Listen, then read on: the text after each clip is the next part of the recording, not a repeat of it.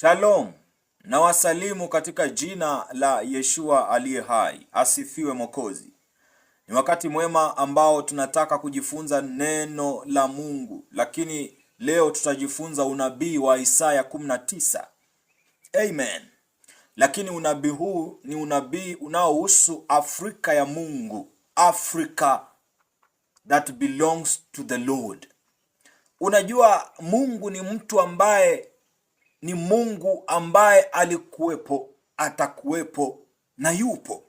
Kwa hiyo atakuwepo, na mwenyewe anasema katika maandiko ya kwamba mimi nisemaye mambo ambayo hayajakuwepo kana kwamba yamekuwepo. Yaani Mungu ako in future present. Kwa hiyo sasa huyu Mungu alisema maneno kwa mafumbo makubwa ili kuzuia mbwa mwitu na manabii wa uongo kutumia utakatifu wake kuwapoteza watu wa Mungu. Kwa hiyo akaifanya Biblia ikawa kitabu kigumu sana kukielewa. Lazima uwe na Roho Mtakatifu ndani yako. Tena lazima Mungu akusudie, mbingu ikusudie ya kwamba sasa wacha tumfundishe mafunuo haya ya Biblia. Ndio maana Danieli baada ya kuona maono ama ndoto hakuzielewa mpaka sauti ikasema, Gabrieli, mueleze maana ya ndoto hizo. Mungu ana tabia ya kuficha mambo yake muhimu katika mafumbo makubwa asiyoweza kufumbua shetani ama ibilisi. Kwa hiyo kitabu hiki kwa ufupi tu kinasema, Mungu anasema jinsi atakavyoinua maraisi, presidents, viongozi wakatili sana kwenye nchi za Afrika, nao watawadhulumu watu. Mungu anazungumza kuhusu kupanda kwa ushuru, anazungumza kuhusu kanisa kuanguka, na anazungumza kuhusu uokovu. Sasa anasema atamtuma Kristo atakayewaokoa watu wake, na huyo Kristo ataishi at the heart of Africa. Atatokea katikati ya Afrika, at the heart of Africa. Hizo ni nchi ambazo equator inapita Nairobi, at the heart of Africa. 18 utaona akikwambia ole wa nchi zilizo karibu na Ethiopia. Hapo ndipo atakapotokea nyakati hizi za mwisho. Kumbuka, Mungu akifunua kitu huwa anajua ya kwamba imefikia wakati timilifu wa hicho kitu kutokea. Kwa hiyo sasa anawajulisha watu mambo ambayo mimi niwajulishaye mambo ambayo hayajatokea kana kwamba yamekwisha kutokea. Lakini Mungu anakuwa na timing, anakuwa na wakati kujua kwamba jambo hili limefika sasa, na sasa analifunua kwa watu ili walijue kisha alitimize. Ni Mungu mtakatifu anazungumza na watakatifu wake. Mwenye dhambi, nitakushauri jambo moja. Lazima ugairishe maisha yako. Lazima ukatae uovu na dhambi za dunia. Ingia katika toba, maombi ya kumwomba Mungu akusamehe yote uliotenda. Kisha lisome neno la Mungu kwa moyo mkuu, ukitaka likubadilishe, sio kulijua, likubadilishe. Soma neno la Mungu, muombe Mungu akutie nguvu za kubadilika. Unabadilika sasa. Yaombe maombi hayo pasipo kuwa na lengo lolote, na ikiwezekana yaombe maombi hayo mpaka siku utakayokufa. Usibadilishe maombi. Acheni kumwomba Mungu mambo yenye kuharibika. Acheni kumwomba Mungu mambo ambayo yanafanana na miili yenu. Mwili wako ni wa uharibifu, lakini kuna sehemu yako ambayo unadumu milele, ambayo ni roho. Roho haifi. Ndio maana roho zitaishi jehanamu milele na mbinguni milele. Kwa hiyo huyo ndo wewe kamili. Mwili ni vazi tu la duniani. Lakini sasa wewe mwenyewe uliyevaa ili vazi ndo wa muhimu. Ndio maana mbinguni hatuendi kwa sura nzuri, bali wenye moyo safi watauona ufalme wa Mungu. Mbinguni hatuendi kwa mapambo ya mwilini, bali wenye moyo safi ndio watamuona Mungu. Kwa hiyo Mungu analenga undani wako. Ndio maana Yesu Kristo mwana wa Mungu aliye hai akasema, enyi Mafarisayo wanafiki, safisheni moyo wa mtu ndani na nje. Safisheni kwanza ndani, nje itakuwa safi. Inamaanisha hapo ndani ndio kuna mwanadamu, nje hayupo. Na hapo ndani huyu mwanadamu anasafishwa kwa neno la Mungu, na kisha usafi huo unalindwa kwa maombi. Umesikia ni vizuri? Ndani yake anasafishwa na neno la Mungu la utakatifuanalohubiriwa, kisha neno hilo linalindwa na maombi yake. Lakini maombi hayo ni ya toba tu, kuzidi Mungu anakutia nguvu.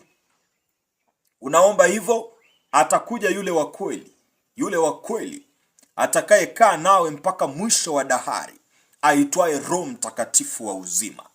Kwa hiyo huyo Roho Mtakatifu atayabadili maombi yako, atakubadili mwili wako kutoka kwenye mwili wa dhambi utakuja mwili wa utakatifu.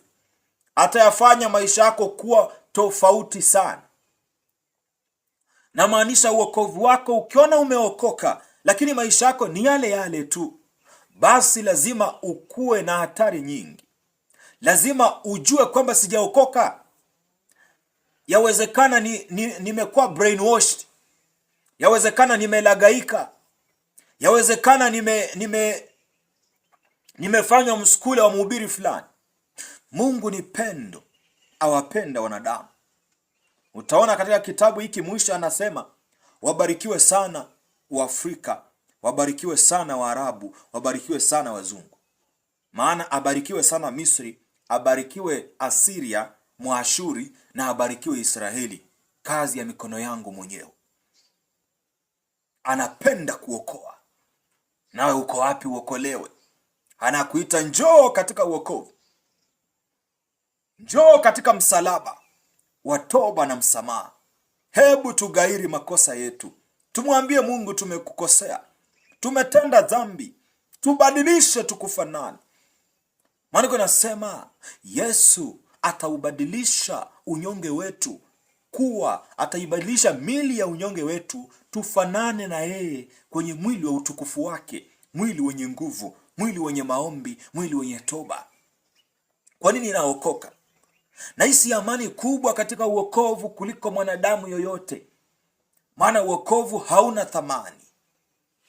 Uokovu hauna thamani kwamba ni dola fulani ndo utanunua uokovu. Thamani ya uokovu wako anayejua ni Mungu wako. Kwa hiyo usitake wanadamu wa kutukuza katika uokovu wako, watakupoteza.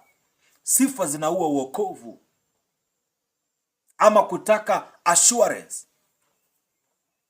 Maandiko yanasema ukishaokoka, the Holy Spirit becomes your friend. Totally. Baada ya kuokoka, Roho Mtakatifu anakuwa rafiki yako. Basi ajifanyiaye marafiki wengi ni kwa ajili ya kuangamia kwake mwenyewe. Ukijifanyia rafiki wengi unaangamia. Rafiki ya mtu aliyeokoka ni nani? Roho Mtakatifu peke yake. Roho Mtakatifu ni rafiki kweli. Anatutia moyo. Anatusaidia katika udhaifu na unyonge wetu. Anatuambia tulipokosea tunarudi. Anahuzunika pamoja nasi. Rafiki wa kweli atakayeambatana nanyi mpaka mwisho wa dahari, mpaka mwisho wako. Imewekewa sisi wanadamu kuishi mara moja. Baada ya maisha yetu ni hukumu. Je, utawekwa wapi? Maandiko yanasema atawabagua mbuzi na kondoo. Mbuzi ni mbuzi ni browsers. Ni mnyama anayependa kula vitu vya juu. Na maanisha mbuzi ni mahubiri. Mahubiri yanamtengeneza mbuzi ya vitu vya juu, biashara yako ilipuke, ununue magari, ukuwe tajiri, adui wakufe. Hiyo ndo mbuzi sasa wanatengenezwa. Sasa siku za mwisho kuna kitu kinakwenda kutendeka. Mungu atawakusanya watu wote jinsi wamekusanyika. Watu wa Anglikana, watu wa Katoliki, watu wa Sabato, wa Pentekoste, watakusanyika mbele za mwana kondoo. Atamwaga Roho Mtakatifu, atamwaga neno lake kwanza. Wengine watakimbia na atafungua. Mungu atawakusanya wote, kanisa lote, Salvation Army, kanisa zote, na watasimama mbele. Mataifa yote watakusanyika mbele za mwana wa Adamu. Amen, glory Masihi. Watakusanyika mbele za mwana wa Adamu. Kisha Mungu atafungua malango ya mbinguni na kumwaga utakatifu na kumwaga neno lake ambalo ni chakula kigumu. Mbuzi watakimbia. Hiyo ndio kubagua mbuzi na kondoo, kwa sababu mbuzi anataka kula juu na anasikia injili ikisema ajikuzaye atashushwa mpaka kuzimu. Yani anayetazama juu macho yake atashushwa kuzimu, bali mwenye kunyenyekea atatukuzwa mpaka mbinguni. Mbuzi anatoroka kwa sababu ya hukumu ya Mungu imeanzia kanisani. Lakini kondoo watabaki wakila na kunywa, wakila na kunywa mpaka ambapo tarumbeta italia. Tarumbeta kulia ni kutahubiriwa injili ya ufalme wa mbinguni mwisho, kisha ije. Sasa baada ya injili hiyo, watakatifu watakuwa tayari, mioyo yao imejazwa Roho Mtakatifu, wamefunikwa na nguvu za Roho Mtakatifu. Kisha Mungu atalitoa kanisa lake. Imeandikwa, lazima litatwaliwa. Mungu hawezi kudanganya. Mungu hawezi kudanganya. Tena ametabiri zaidi ya manabii. Zaidi ya manabii. Yohana ametabiri kwenye Ufunuo 12, mwanamke alichukuliwa mpaka jangwani atakapotunzwa miaka 1000. Ya kwanza. Ya pili, Yesu mwenyewe zaidi ya nabii, Mungu mkuu akasema injili ya ufalme wa mbinguni itahubiriwa kwanza kabla uje ule mwisho. Kabla uje ule mwisho lazima injili. Kwa dalili kubwa ya siku za mwisho ni injili ya ufalme wa mbinguni itahubiriwa. Kwa hiyo jiulize, hizi injili mnazoziona ni za ufalme? Ni za ufalme wa mbinguni? Yesu alihubiri moja kati ya injili ya ufalme wa mbinguni. Alisema tubuni, ufalme wa mbinguni umefika. Kwa hiyo injili ya ufalme wa mbinguni ni toba. Baada ya kutubu anasema, nani anishuhudiaye dhambi katikati yenu? Jivikeni nira yangu na kujifunza kutoka kwangu. Nira yangu ni nyepesi. Nyepesi ni takatifu. Biblia ikisema kitu chepesi na maanisha kitakatifu. Kwa hiyo jivikeni nira yangu na kujifunza kutoka kwangu. Nira yangu ni nyepesi. Haleluya. Apewe sifa Mwokozi. Tunatarajia uzima wa milele. Wacha nikianza hicho kitabu cha Isaya. Naenda kutumia Biblia mbili, Biblia ya Kizungu na Kiswahili, ili wakati ambapo Kiswahili kimetumia neno gumu, Kizungu kinaweza kutusaidia. Haleluya. Kwa hiyo hii na Isaya 19. 18 niliwafundisha Isaya 18. Nikawaambia jinsi ambavyo huyo Kristo anatokea wapi. Ni ole wa nchi ya mabawa iliyo karibu na Ethiopia, na Isaya 18. Na enyi wenyeji wa dunia, bendera ikiinuliwa milimani angalieni, na wakipiga tarumbeta sikieni. Bendera ikiinuliwa milimani ni ufalme kuinuka. Atakuja kama mfalme huyo Mwokozi Yesu kwa mara nyingine. Haleluya. Na wakipiga tarumbeta sikieni, yani wakiwaambia mwisho wa dunia umefika, sikieni. Lakini wametokea wapi? Kwenye nchi iliyo karibu na Ethiopia. Haleluya. Lakini tunaona pia anazungumza kuna nchi nyingine inatajwa kwa sifa. Kwa mfano Mungu akitaka kuitaja nchi, kwa mfano nchi ya Kenya, atasema nchi yenye maandamano, nchi yenye kiongozi mwenye shingo ngumu, nchi iliyo karibu na Tanzania. Yaani anaongea sifa za nchi hiyo. lakini hizo sifa huwezi kuzijua kama hupo katika roho. Lakini hapa chini hiyo 18 mstari wa 7 nasema, wakati huo Bwana majeshi ataletewa hedaya na watu warefu laini, ataletewa zawadi na watu warefu laini. Hedaya ni zawadi. Bwana wa majeshi ataletewa zawadi na watu warefu laini. Watu warefu laini ni wazungu, ni wazungu. Lakini sasa wazungu ni wengi, ni mataifa mengi. Ni taifa gani specifically? Ni taifa gani ambalo Kristo Bwana wa majeshi ataletewa zawadi? Kwa taifa gani? Maandiko yanasema watu watishao tangu mwanzo wao hata sasa. Taifa la hata sasa, hata nao. Sasa hivi mimi na wewe, sasa hivi wakati wetu wanatisha. Ni taifa gani? That is a superpower. Our superpower now ndiyo mahali ambapo Mwokozi atafia. Anasema watu watishao tangu sasa, taifa la wenye nguvu wakanyagao watu. Wamekanyaga Venezuela, wamekanyaga Venezuela, wamekanyaga Nigeria, wamekanyaga watu watishao, wakanyagao watu. Namaanisha they are superpower, ambao mito inakata nchi yao.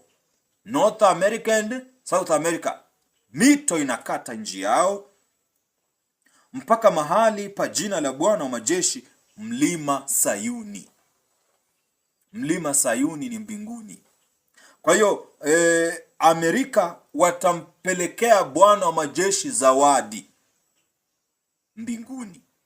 Zawadi hiyo ni mwana wa Adamu. Yaani inamaanisha Amerika watamua mwana wa Adamu, na ndiye mwana wa Adamu baada ya kufa, si mtu anaenda katika ufalme wa Mungu akiwa ameokoka.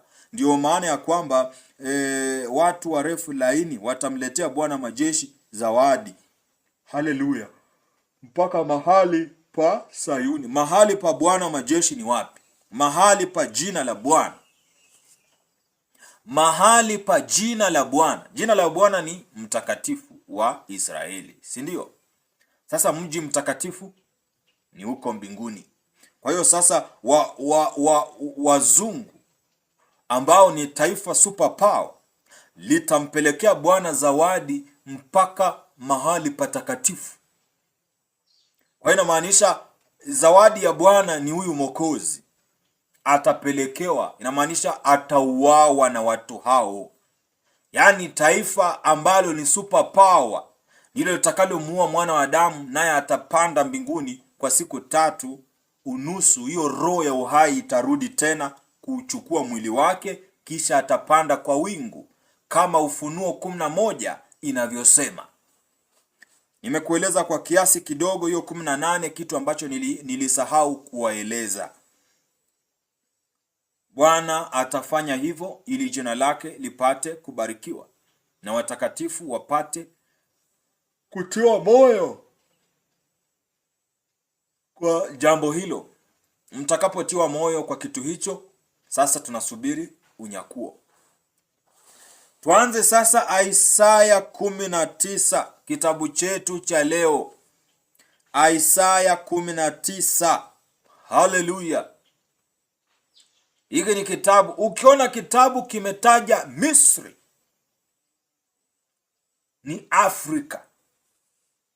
The modern Misri ya Biblia ni Afrika. Haleluya. Ndo Misri.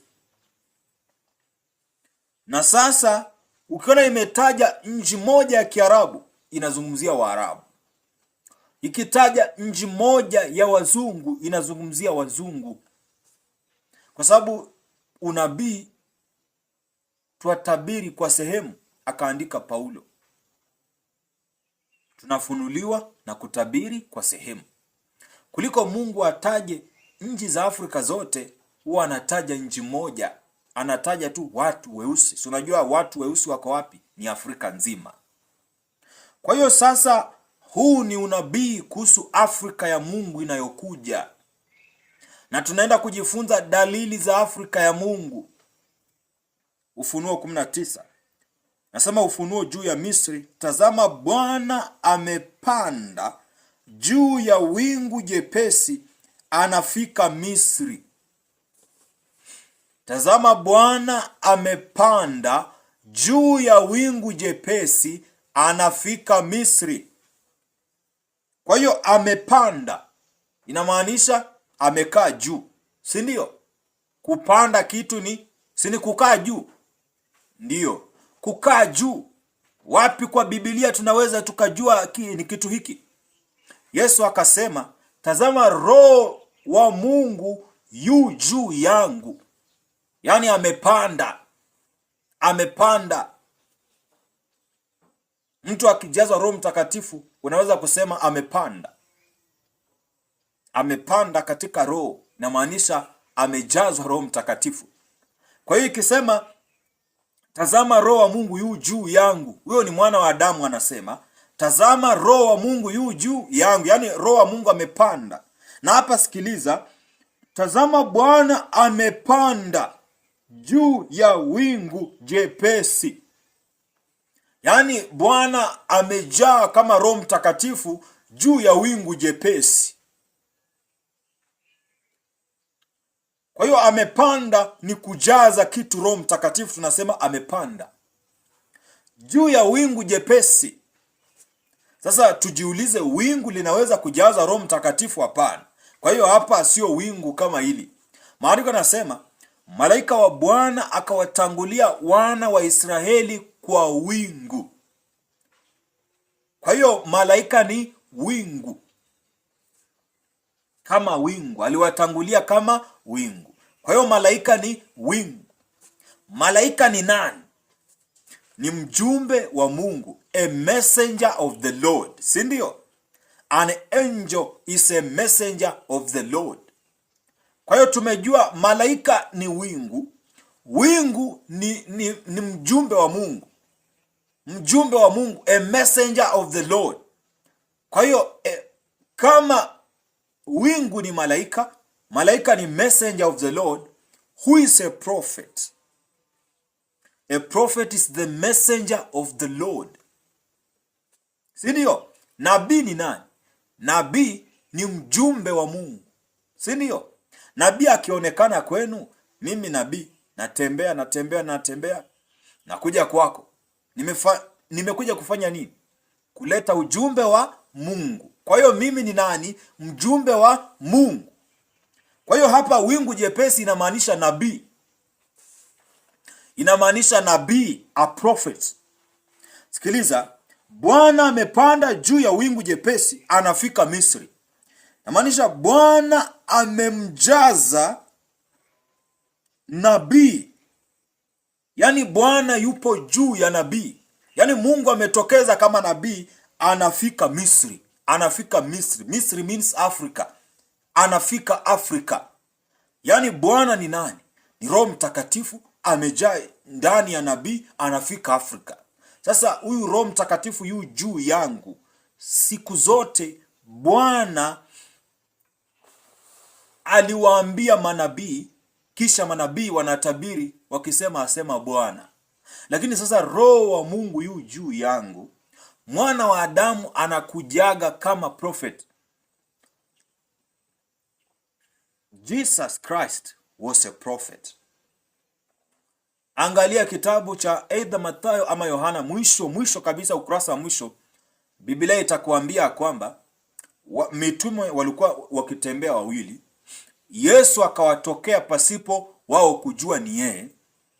Wakaanza kusema, alikuweko mtu nabii Yesu wa Nazareti, ambaye tulitegemea angekuja kutuokoa, lakini walimuua yapata wiki moja. Alikuweko mtu nabii. Mwana wa Adamu huwa anatokeza kama nabii, lakini sio nabii. Huyo ni Mungu aliyevaa mwili wa mwanadamu. Ndio maana hapo umesema Bwana anakuja Misri, anafika Misri kwa wingu jepesi. Jepesi inamaanisha utakatifu, nyepesi. Ndio maana kila aliye na mizigo mizito aje kwangu nami nitampumzisha. Yesu akasema, kama una mzigo mwepesi uje kwangu nami nitakupumzisha. Kama una mzigo begani, si mzigo ni mzito, mtu akikutoa unakuwa mwepesi. Huo mzigo ni nini? Ni dhambi. Zikitolewa unajihisi mwepesi. Kwa hiyo kila kitu chepesi ni kitu ambacho kimetolewa dhambi. Kwa hiyo kama kimetolewa dhambi, kinaitwaje? Kitakatifu. Kinaitwa kitu kitakatifu. Kwa hiyo Bwana amepanda wingu, ni nabii, lakini jepesi ni mtakatifu. Kwa hiyo huyu ni mwana wa Mungu wa siku za mwisho, Yesu wa pili, Yesu kutokeza tena duniani wa siku za mwisho, Yeshua. Kwa hiyo huyu Yeshua jepesi atatembea kwa utakatifu tu. Anafika Misri, yani anafika Afrika, lakini ni kwa utakatifu tu. Atahubiri utakatifu tu. Ndio maana huyu ni wingu lakini jepesi, ni nabii lakini nabii wa utakatifu tu. Haleluya! Ndio maana Bwana amepanda, tazama Roho wa Mungu yu juu yangu. Kitabu cha Luka kinasema Roho wa Mungu yu juu yangu, yani Roho amepanda, maana amefurikwa na Roho Mtakatifu. Tazama Roho wa Mungu yu juu yangu, na jepesi ni utakatifu. Kwa hiyo hapa pa wingu jepesi, ukienda kwenye Isaya 18 ambapo inasema kuna nchi fulani iliyo karibu na Ethiopia yenye uvumi wa mabawa, lakini nasema mstari wa 2 inasema nendeni wajumbe wepesi. Umesikia? Wepesi kwa watu warefu laini. Huyu ni Bwana na wingu. Bwana ndani ya wingu anaitwa wajumbe, maana wingu ni nabii. Bwana ni roho ndani ya huyo nabii. Bwana ni Roho Mtakatifu aliye ndani ya huyo nabii. Kwa hiyo lakini anasema nendeni wajumbe. Kwa hiyo huyu nabii, huyu mwana wa damu ambaye anatokeza kama nabii, huyu Mesaya atokezaye kama nabii, anatokeza kwenye nchi iliyo karibu na Ethiopia. Lakini nchi hiyo, maandiko yanasema, ambayo mito ya Ethiopia inakata along the rivers of Kush. Inasema nendeni wajumbe wepesi, yani watu wa utakatifu. Na hata hapa inasema wingu jepesi anafika Misri. Inamaanisha Mungu anaikujia Afrika kwa utakatifu kupitia mwana wa Adamu ambaye ni nabii, ambaye atahudumu kama nabii, lakini ni Mungu aliyevaa mwili. Ana uungu wa Mungu ndani yake. Ayasikiliza, na sanamu za Misri zinatikisika mbele zake, na moyo wa Misri unayeyuka ndani yake. Sanamu za Misri zinatikisika mbele zake, na moyo wa Misri unayeyuka ndani yake. Inamaanisha wakati ambao mwana wa Mungu anainuka sasa katika bara hili la giza, sanamu zinatikisika mbele zake. Sanamu ni nini? Sanamu ni miungu. Sanamu ni serikali za nchi, ni sanamu, kwa sababu watu wanaiabudu serikali. Cha pili, sanamu ni wahubiri. Ndio maana unaona Yesu Papa, mtu amepiga magoti mbele ya mhubiri. Wakati Petro anapigiwa magoti, anasema mimi ni mwanadamu, usifanye hivyo. Sasa kati ya mhubiri wako na Apostle Peter na Petro, nani mhubiri hapo? Anaweza kajilinganisha na Petro? Jibu ni hapana. Lakini Petro anasema asipigiwe magoti. Wewe mhubiri wako anataka kupigiwa magoti. Hauoni hawatumikii Mungu mmoja na Petro. Maana Mungu wa Petro anamkataza Petro asifanye hivyo, wewe ni mwanadamu. Lakini mhubiri wako anataka afanye hivyo. Shetani aliyejificha katika utakatifu wa uongo. Sanamu zinatikisika. Sanamu zingine, sanamu sana sana ni manabii, sanamu ni denominations, makanisa. Watu wanaabudu kanisa zao. Watu wanaabudu mahekalu zao, religions zao. Sanamu nyingine ni Uislamu. Allah ni sanamu, maana Allah 100% ni shetani. Sanamu zingine kama Katoliki wana michongo, lakini sanamu yao kubwa ni pepo kwa jina la Maria.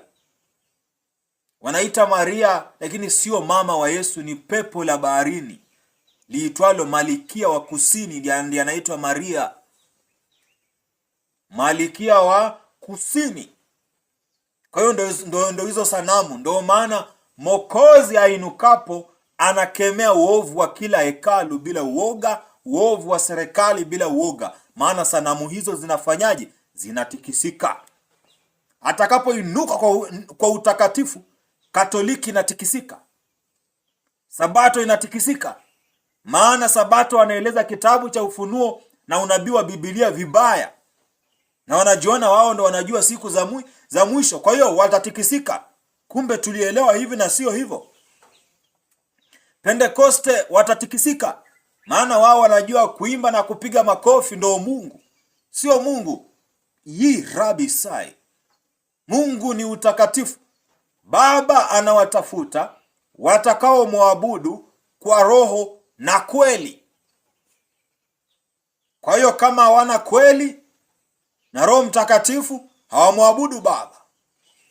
Pentekoste watashangaa, dalili ya kujaza Roho Mtakatifu lazima unene kwa lugha. Usiponena huna Roho Mtakatifu. Full stop. Na huwezi jaza Roho Mtakatifu kama hujajifunza neno la Mungu. Hiyo ni uchawi. Kama hujajifunza utakatifu, unaanza kunena kwa lugha, ni za mapepo. Lazima uwe unamjua Mungu ambaye amekujaza. First, you must know him. Second, he will fill you. Hawezi akakufeel na hujamjua. How will you treat or listen to the Holy Spirit? Lazima akujaze. Kama unajua kumsikia, unaweza kujua anatakaje, unaweza kuwasiliana na yeye, anaweza kuongea na wewe kutumia maandiko, lakini hujui Biblia alafu akujaze, huyo ni shetani. Mungu anakaa palipo pasafi, palipo takaswa kwa neno lake. Kwa hiyo nasema sanamu za wajuu ya Wamisri, sanamu na mioyo yao itayeyuka. Kuyeyuka ni they will melt in holiness, in repentance. Na maanisha Waafrika watatubu, mioyo yao itayeyuka mbele za Mungu. Kuyeyuka, kumbuka maandiko yanasema watu hawa wanapotea kwa sababu wana ugumu wa mioyo. Watu wenye mioyo migumu.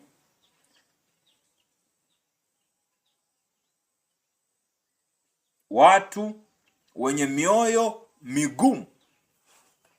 Lakini hapo nasema ni mioyo iliyoyeyuka. Kwa Kizungu inasema they will melt their heart. Hallelujah. Mioyo iliyeyeyuka. Kwa Kizungu hapa inasema the idols of Egypt tremble before him. Him ni nani? When the Bible say him, ni Mungu. Our God is he. So the Bible ikisema him, ni Mungu. Him. Sasa the idol of Egypt tremble before him. Huyo wingu, huyo Bwana aliyepanda juu ya wingu, yani Mungu ndani ya mwana wa Adamu, the idols of Egypt Egypt in Africa, the idols of Africa trembled before him. The hearts of the Egyptian melt with fear, which means now the church starts having the fear of the Lord. Kanisa linaanza kuwa na uoga wa Mungu. Kwa nini? Ndio maana naurudisha uoga wa Mungu kwa kuhubiri utakatifu huu na kutafsiri Biblia kwa namna tofauti. Kwa hiyo sasa the idols, the preachers and how they worship the devil in the church, and the devil is now, let us be open, the devil is at the pulpit. Sasa hivi madhabahu ni ya shetani, sio ya Mungu. Kanisa zote Kenya, zote Tanzania, tusidanganyane, tuambiane ukweli. Hakuna Mungu duniani. Ndiyo maana kanisani kuna sumu zinapeanwa, kuna kujichubua, kuna kujichua, kuna uchafu wa aina zote, kuna ukahaba, kuna umalaya kanisani, kwa sababu Mungu ameondoka. Sasa Mungu anarudi. Ndiyo maana the idols will tremble before him and they will melt their heart. Wahubiri wataogopa na kutetemeka mbele za yeye aliyetumwa na Bwana, yeye ambaye Bwana yu naye. Baba yu ndani yangu, mimi ni ndani ya Baba. Mimi na Baba ni umoja, ni mtu mmoja. Amen. Ni mtu mmoja. Hakuna baba zaidi ya yeye atembeaye duniani na kuhubiri utakatifu. Hamna mwingine. Amen. Kama kuna baba mwingine, tuonyeshe. Tumuone anafananaje. Maana hakuna amuonaye Baba. Aliyemuona Mwana amemuona Baba. Maana Baba anakaa ndani ya Mwana, naye Mwana akaa kwa kuzishika amri za Baba. Yaani Mwana ni umbile la Mungu. Messiah is the image of God. Hallelujah. Nasema, nami nitawaamsha wa Misri. Sikiliza Mungu anasema, nami nitawaamsha wa Misri juu ya wa Misri, nao watapigana kila mtu na ndugu yake na kila mtu na jirani yake. Mji juu ya mji na ufalme juu ya ufalme. Nami nitawaamsha Afrika juu ya Afrika, nao watapigana kila mtu na ndugu yake na kila mtu na jirani yake. Mji juu ya mji na ufalme juu ya ufalme. Mwanielewa vizuri? Mungu atainua vita Afrika. Hizo ndio dalili za siku za mwisho.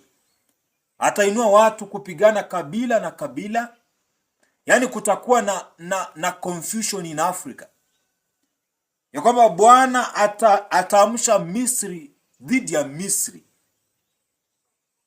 Ndio maana kuna uvumi mwingi sana wa vita kwa mataifa ya Afrika. Kuna majamii zinapigana tu muda mwingi. Ndio maana kuna hapa juu tu South Sudan kuna vita. Wa Sudan dhidi ya wa Sudan.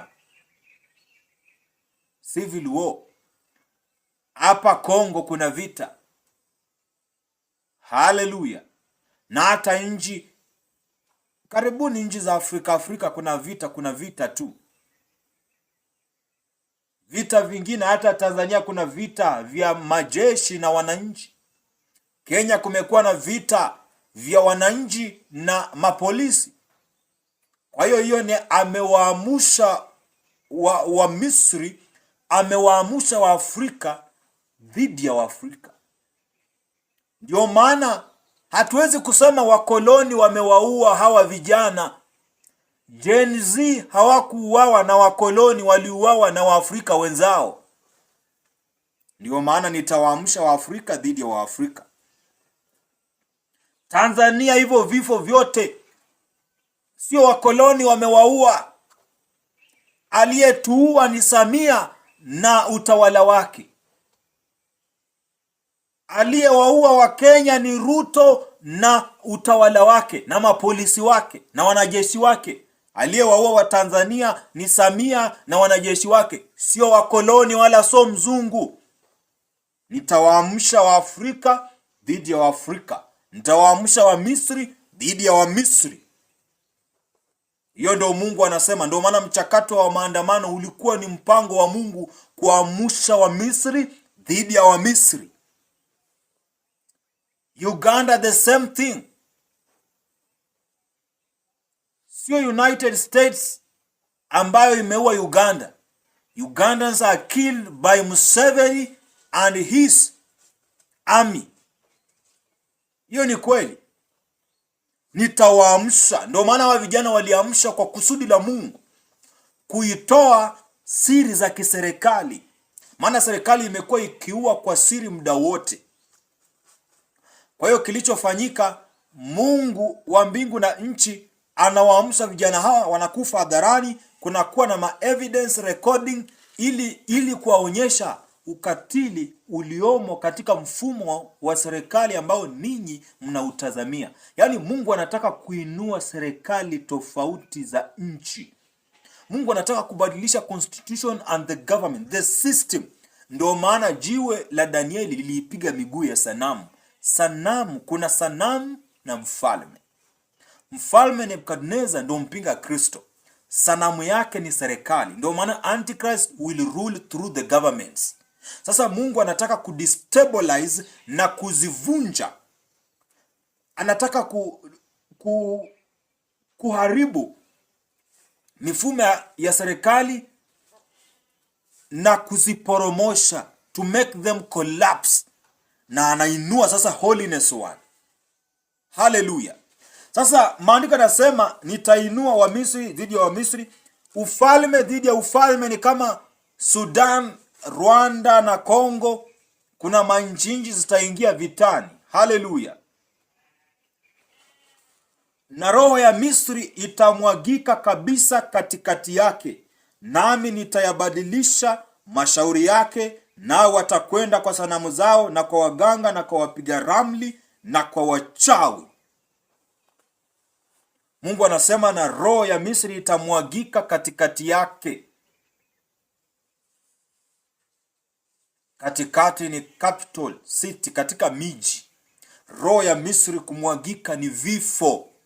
Roho ya mtu ikimwagika, kumbuka mwili inalingana, huu mwili Mungu anauonaje? Yesu akihubiri akasema jazeni maji ndani ya kikombe, akisema ya kwamba safisheni kikombe nje, ndani kisha nje. Kwa hiyo kikombe ni nini? Ni roho yako. Kwa hiyo mwili wako unafananishwa mbinguni kama kikombe kilichobeba roho. Kwa hiyo akisema kwamba roho itamwagika, inamaanisha itatoka ndani ya mwili, sio ni kukufa. Yes. Ndio maana anasema kwamba roho ya Misri itamwagika katikati yake. Inamaanisha kwamba mwili wako ndio kama kikombe, roho yako iko ndani. Kwa hiyo roho ikimwagika chini, ikimweka chini, inamaanisha roho imetoka ndani ya mwili. Ikitoka ndani ya mwili ni kukufa. Kwa hiyo watu watakufa. Na si kweli Mungu aliwainua Waafrika dhidi ya Waafrika. Waafrika wakaua wenzao. Kwa hiyo roho ikamwagika. Wakaua maelfu Tanzania. Kenya wakaua maelfu. Kama kuna siku ambayo serikali ilisema imeua watu 8. Watu 8 ndio wamekufa katika maandamano. Mungu akaniambia ni watu 44 kwa siku moja. Wanaficha mili mingine. Na ni ukweli. Siku moja katokea kitu mtandaoni ya kwamba kuna kijana wa mtaani hawa machokora hawa.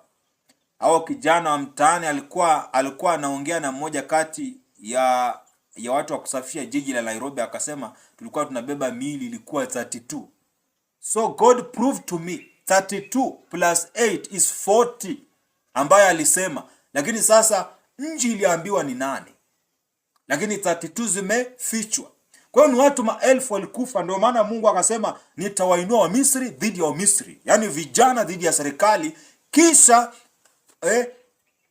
na Misri na roho ya Misri, yaani roho ya Waafrika itamwagika kabisa. Yaani Waafrika watakufa kabisa katikati yake, nami nitayabatilisha mashauri yake, nao watakwenda kwa sanamu zao na kwa waganga na kwa wapiga ramli na kwa wachawi. Nitayabatilisha mashauri yake. Yaani nitaubadilisha moyo watu watakata tamaa na Mungu. Tuone kubatilisha mashauri kwa kizungu. Kitabu cha Isaya 19 mstari wa 4. Isaya 19 mstari wa 4. Hapo inasema, I will hand the Egyptians over to the power. Hapana, naanza 3. Naanza 2, nasema I will stir up Egyptian against Egyptian. Yani Africa against African against Africans. Ndio maana msiseme mkoloni amewaua. Ndugu zenu wa Afrika ndio wamewaua.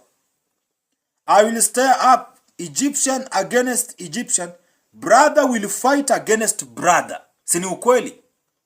Polisi ni ndugu, waandamanaji ni ndugu. Sisi wa Afrika sisi wote ni ndugu. Tuna rangi moja, tunaishi sehemu moja, tunakunywa maji moja, tunakula chakula kimoja, tunanunua kwa ndugu zetu wanaotuuzia, wanatuuzia tunanunua, tunaishi majirani. Lakini maandiko yanasema a brother will fight against brother, neighbor against neighbor, city against city. Mona, pengine mwandamanaji ni ndugu, polisi ni ndugu na mwandamanaji. Na waandamanaji ni wa Afrika kama mapolisi. Kwa hiyo sasa brother against brother, African brotherhood. Brother against brother, one. Alafu ya pili, neighbor against neighbor. Pengine mwandamanaji ni neighbor. Neighbor inamaanisha they are from the same country. Neighbor and brother inamaanisha they are from the same country. Hizo ndio dalili sasa za Mungu kuinuka Afrika. They are from the same country. Wanatoka kwenye nchi moja, ndio maana ndugu na ndugu wa nchi moja. Ndio neighbor and neighbor, yani jirani na jirani wa nchi moja. Jirani ni mtu anayekaa nchi moja. Jirani wa kwanza. Jirani wa pili ni nchi jirani. Lakini hapa jirani na jirani, city against city. Miji dhidi ya miji. Hallelujah. City against city. City inamaanisha watu wengi dhidi ya watu wengi. Alafu inasema kingdom against kingdom. Ndio maana kuna Congo, Kingdom of Congo na kingdom ya Rwanda, Sudan na nchi nyingine hivyo. Kingdom against kingdom. The Egyptian will lose heart and I will bring their plans to nothing. They will consult the idols and the spirits of the dead. Tunajua wazungu muda mwingi huwa hawashughuliki na mizimu. Mizimu ni ya Waafrika. Mizimu ni the spirits of the dead. Waafrika ndo wenye mizimu. Wazungu wao ni devil worshipper. Afrika ni mizimu. Ndio maana they will consult the idols and the spirits of the dead. I will bring their plans to nothing. Inamaanisha Mungu ataharibu mipango za nchi zote.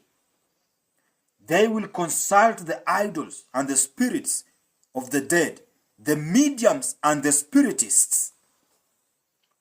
Wataendea waganga, wachawi, wapiga ramli, wapiga nondo, watu wa kuanga. Kwa sababu gani?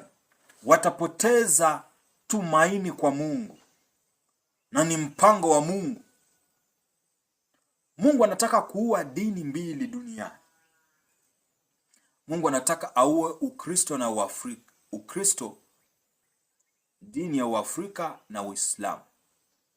Sana sana Ukristo na Uislamu. Mungu anataka kuua. Kuua atafanya nini?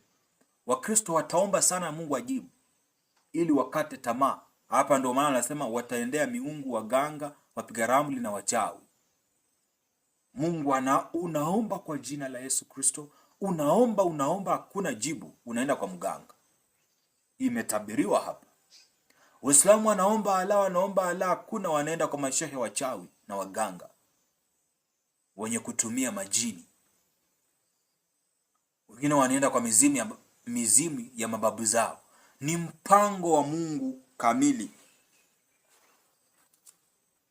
Anasema, nami nitawatoa hao wa Misri kuwatia katika mikono ya Bwana mgumu, na mfalme mkali atawatawala, asema Bwana wa majeshi.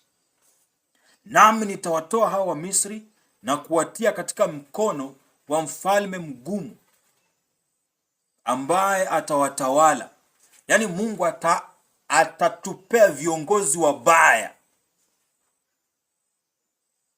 Na sio kwamba atatupea, ilitabiriwa, lakini ameshatupea. Ruto ni kiongozi mkatili sana. Samia ni kiongozi mbaya sana. Mnaona jinsi vijana wanakufa, wanaua watu, wanatawala vibaya. Museveni ni kiongozi mbaya sana. Mungu anasema, nami nitawatoa hao wa Afrika na kuwatia katika mikono ya Bwana mgumu. Kiongozi mwenye roho ngumu. Watu wanakufa mabilioni, yeye ametulia. Anasema hatukutumia nguvu kupita kiasi. Yaani hivi ni vitu ambavyo vimeshatabiriwa. Unajua Mungu akitenda jambo, watu waelewe wasielewe. Lakini sasa ukiona anaanza kufunua hichi kitu kipoje, anataka sasa kukitimiza. Kuna jambo lake anataka kulitimiza. Anasema, nitawatoa wa Misri na maji ya bahari yatapunguka, na huo mto utakauka na kuwa pakavu. Maji ya bahari yatapunguka, ni Injili. Maji ni Injili. Maji ya bahari yatapunguka na huo mto utakauka na kuwa pakavu. Maji ya bahari. Bahari ni kanisa. Maji ni neno la Mungu. Yatapungua, yatakauka, na patakuwa pakavu. Makanisani hakuna neno la Mungu la utakatifu, kwa sababu maji ya bahari yatakauka. Na mito ni makanisa madogo madogo. Maji ni main altars. Bahari ni main altar. Mito ni makanisa iko connected na hiyo main altar. Main altar itakauka, which means the founder of the ministry atakufa, and watoto wake katika roho. Hawa watoto wadogo hawa ambao ni watoto wake katika roho, wamefungua pia makanisa, yatakufa, yatakauka na patakuwa pakavu. Haleluya. Yaani kanisa na branches zake zote ndio bahari na mito, itakauka na kuwa pakavu. Na vijito vya mto vitatoa uvundo, na mifereji ya Misri itakuwa haina maji mengi, itakauka. Manyasi na mianzi itakauka. Nasema vijito vitatoa uvundo. Vijito ni waumini ambao vinapokea maji kutoka kwa mto. Vitatoa uvundo, vitanuka dhambi, vitatoa uvundo wa dhambi, vitaoza katika dhambi. Na maana nasema, na mifereji ya maji, yani wahubiri wao, itakuwa haina maji mengi, itakauka. Wahubiri watakauka. Manyasi itanyauka.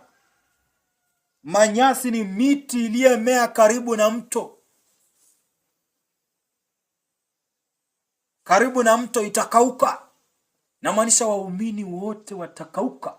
Yaani wokovu unaenda kuisha. Wokovu umeisha. Sio kwamba umeisha kweli. Haya makanisa yote, hao watu wote unaowaona, hamna wokovu, umeisha. Imekauka, kuna neno ndani yake. Vitu vimeavyo karibu, na wavuvi wataugua, na wote wavuao kwa ndoana watahuzunika. Wavuvi ni wahubiri, wainjilisti ndo wavuvi. Muinjilisti ndo mvuvi, maana anaenda kwenye kundi la wenye dhambi, anaweka ndoano neno la Mungu, anavua samaki, anamleta kanisani. Kanisani anaanza kufundishwa utakatifu na kumkubali Yeshua kuwa Bwana na Mwokozi wa maisha yake. Kwa hiyo wainjilisti watahuzunika, maana hawatavua, maana wenye dhambi watakataa injili zao. Injili zao hazitaokoa. Ndio maana wavuvi wataugua, na wote wavuao kwa ndoana watahuzunika. Wainjilisti, crusades will never save people. Hazitakuwa zinaokoa watu. Hakuna mtu atakaye kuwa anakuja kuokolewa, maana hakuna uokovu wala neno la Mungu halipo hapo.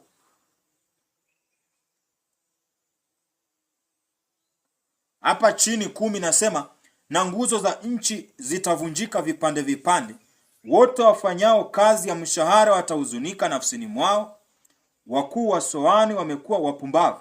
Yaani wote wafanyao kazi ya mshahara watahuzunika. Inamaanisha maisha yanaenda kuwa magumu, maisha yatakuwa magumu. Hizi ndo sifa ambazo zinaonyesha Mungu anakwenda kutokeza Afrika. Hii ni unabii kuhusu Afrika, ya kwamba mtu wa mshahara atahuzunika, maisha yatakuwa magumu. Kwa Kizungu inasema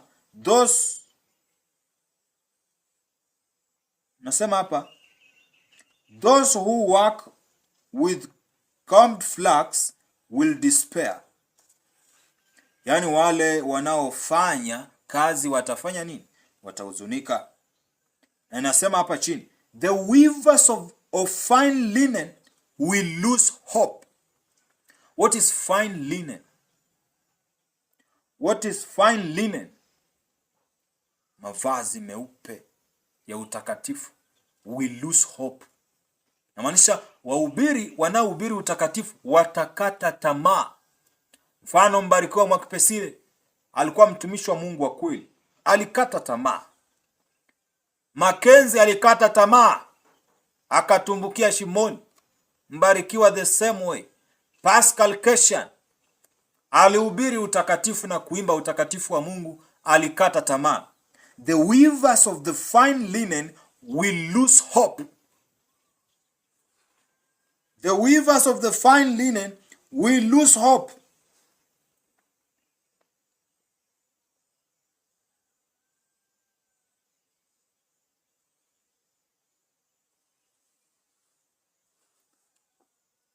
Wale ambao walikuwa wakihubiri utakatifu watakata tamaa. Kwa hiyo kutabakia na nini? Hamna utakatifu. Hiyo ni unabii wa Mungu kuhusu Afrika.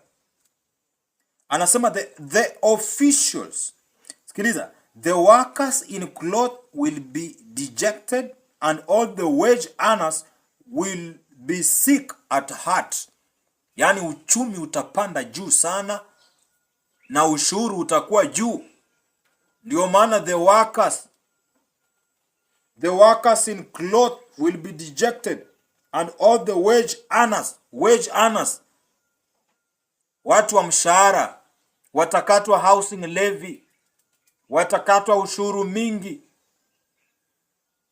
They will be sick at heart. Ni Mungu anasema kuhusu Misri, Afrika. Anasema kuhusu Afrika yake, the officials of Zoan are nothing but fools. Mungu anasema watawala wa Afrika, they are nothing but fools. And the wise counselors of Pharaoh give senseless advice. The wise counselors of Pharaoh give senseless advice. Wise counselors ni akina nani? Is the church. They give senseless advice. Mungu anasema kanisa inapeana senseless advice. And officials of Zoan are nothing but fools. Mungu anasema viongozi wa nchi ya Kenya, Tanzania na nchi yote ile Afrika, they are nothing but fools. Kwa sababu nini? Ni wapumbavu. Mpumbavu ni nani?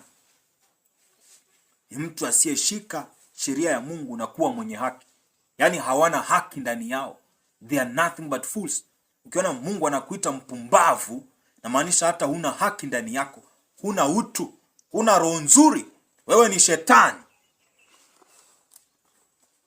And the wise counselors, wahubiri mitandaoni na kwa runinga zao zote, they give senseless advice. Utapata wanapeana, akina Ezekiel, akina Ng'ang'a, wanapeana senseless advice. Akina Mwamposa anasema kwamba naliona maono, Mama Samia atatawala mpaka 2030 na nini. They give senseless advice. Kama mtu ni muuaji, maandiko yanasema auaye kwa upanga atakufa kwa huo, mwambie hivyo. But the Bible says the counselors of Pharaoh give senseless advice. Wanapeana senseless advice. Mungu anaona wahubiri vichaa. Wahubiri ni vichaa, hawana akili, wamepungukiwa na rehema za Mungu, ni wenye dhambi na mashetani. Nasema the official of Zoan, ndio sasa serikali, officials wa serikali, wabunge, mawaziri, rais, they are nothing but fools. Kwa hiyo Mungu akiwaita fools, pia wahubiri anasema senseless advice, kumaanisha hawataki. Kwa hiyo anatafuta kuwatoa. Tuendelee uone jinsi ambavyo atafanya. 12 nasema, where are your wise men now? Let them show you and make known what the Lord Almighty has planned against Africa. Where are your wise men now? Anauliza. Wenye hekima, madaktari wa teolojia, maprofesa wa teolojia, wahubiri, manabii wenye hekima mitandaoni na kwenye maruninga, anasema let them show you and make known what the Lord Almighty plan against Africa.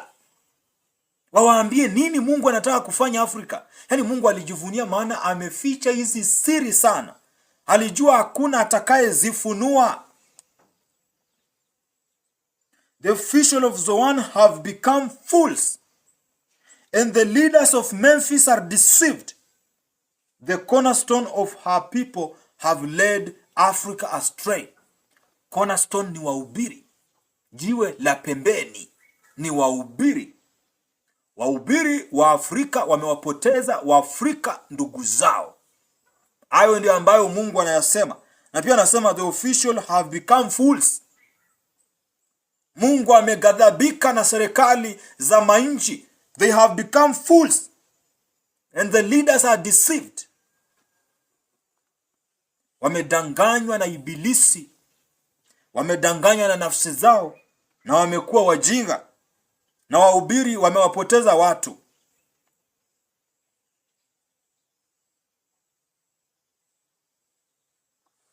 Kumi na nne inasema hivi, yeye Bwana ametia roho ya ushupavu katika moyo wa Misri, nao wameikosesha Misri katika matendo yake yote, kama mlevi aendavyo huko na huko akitapika. Ametia roho ya ushupavu, the spirit of dizziness. Ametia roho ya ushupavu katika Misri. Ushupavu ni courage. Hii courage mmeiona, watu wanaandamana with courage. Watu wanaandamana Tanzania, wanaandamana Kenya with courage. Ametia roho ya ushupavu na wameikosesha Misri. Kuikosesha nini? Ni kumfanya mtu aonyeshe ubaya wake, ndio kumkosesha. Kwa hiyo ametia, naye Bwana ametia. Ni Bwana, ni Mungu ndiye alileta haya maandamano yote. Ni Mungu ndiye alileta. Ametia roho ya ushupavu ndani ya vijana, wakaikosesha Misri, wakawakosesha viongozi. Ina maana waka expose ubaya wa viongozi na uovu wa serikali. Yaani serikali hii inaua kwa siri, lakini sasa Mungu anaifanya iue kwa hadharani. Maana wale ambao iliua katika maandamano ni wachache kuliko wale wanaokuwa abducted every day and they are killed every day. Kwa sasa Mungu ametaka kuwakosesha, maana ametia roho ya ushupavu, courage.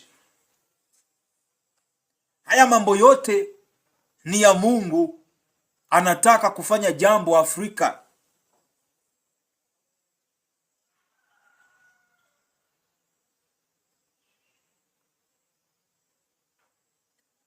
Anasema ya kwamba ameikosesha katika matendo yake. Matendo ndio maana shoot to kill. Uganda they start killing. Shoot to kill, wanaanza kuua. Is a glory masi. Kenya shoot to kill, wanaanza kuua. Maana wameikosesha katika matendo yake ya udhalimu. Wala haitakuwapo kazi yoyote katika Misri iwezayo kufanywa, ya kichwa au ya mkia, ya tawi au ya nyasi. Katika siku za maandamano hakuna kazi yoyote itakayoweza kufanywa, wala viongozi hawatafanya kazi yoyote. Mungu atatia roho hiyo ndani yao. Hii ni mpango wa Mungu. Wale ambao hawako katika hekima za rohoni na macho ya kiroho hawawezi kuona. Lakini hakuna kiongozi atakaye perform madarakani. Hakuna kiongozi atakayefanya kazi madarakani. Maana maandiko anasema wala haitakuwapo kazi yoyote katika Misri, katika Afrika, iwezayo kufanywa, ya kichwa au ya mkia, ya tawi au ya nyasi. Ya kichwa au ya mkia inamaanisha ya mtu wa juu au wa chini. Mungu atafanya mambo yawe magumu. Mungu atafanya mambo yawe magumu. Kichwa ni president, mkia ni hawa viongozi wa chini hawa. Hakuna kazi itakayofanywa, ni mpango wa Mungu. Hakuna kazi itakayofanywa kichwa au mkia, tawi au nyasi. Tawi sasa kila mtu paka maskini. Hakuna kazi itakayofanywa. Maandiko yanasema wala haitakuwapo kazi yoyote katika Afrika iwezayo kufanywa. Mungu ataweka ugumu mkubwa, maana giza liongezekapo ndipo nuru inakaribia. Mkiona kiangazi kikubwa ni dalili ya kiama. Mkiona jua linawaka sana ni dalili ya kiama ama ya ukame. Uyajue hayo. Nasema na katika siku hiyo Misri itakuwa kama wanawake, itatetemeka na kuogopa kwa sababu ya kutikiswa kwa mkono wa Bwana wa majeshi au tikisao juu yake. Bwana atatikisa hizi nchi. Tumeona ametikisa kutumia maandamano Kenya, akatikisa Tanzania, akatikisa Uganda, bado atatikisa, akatikisa Eritrea, akatikisa Togo, bado atatikisa hizi nchi. Bwana majeshi ataikosesha juu yake. Mkono wa Bwana utatikisa nchi hizi. Atatikisa kwa vita, atatikisa kwa uchumi.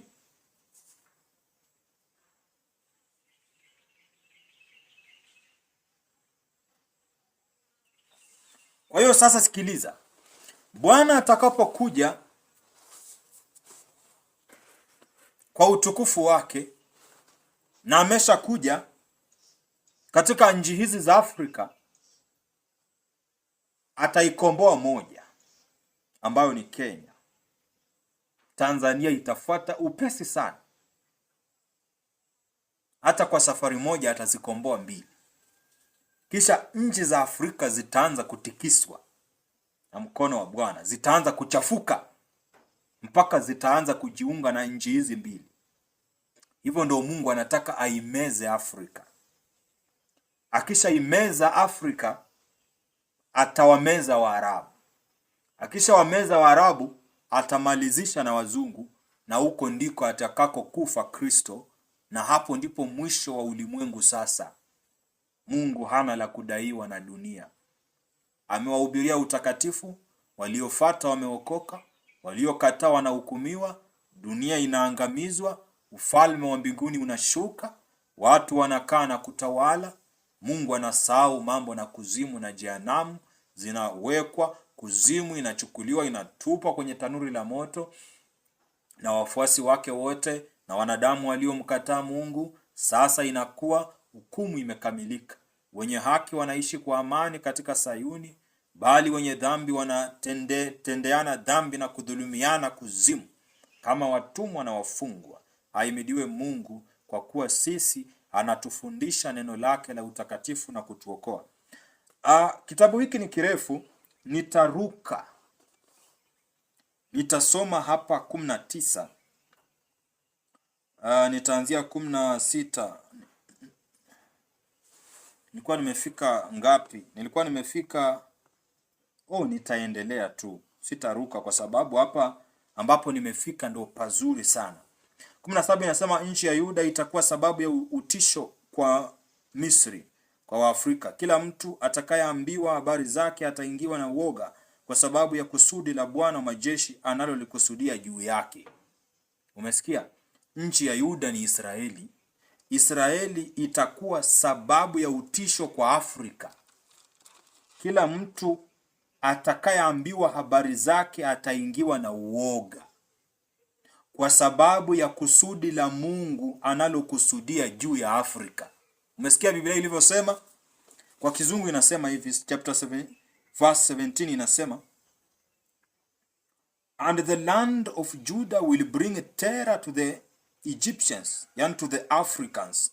Everyone to whom Judah is mentioned will be terrified because of what the Lord Almighty is planning against them. Yani everyone will tremble when he gets a message that Isaiah prophesies about Africa. Yani haya mambo ninayofundisha, watu watakapoyasikia wataogopa, kwa sababu nabii aliyetoka Yuda amesema kusudi la Mungu juu ya Afrika. Ndio maana amesema hapa, na nchi ya Yuda itakuwa sababu ya utisho kwa Misri.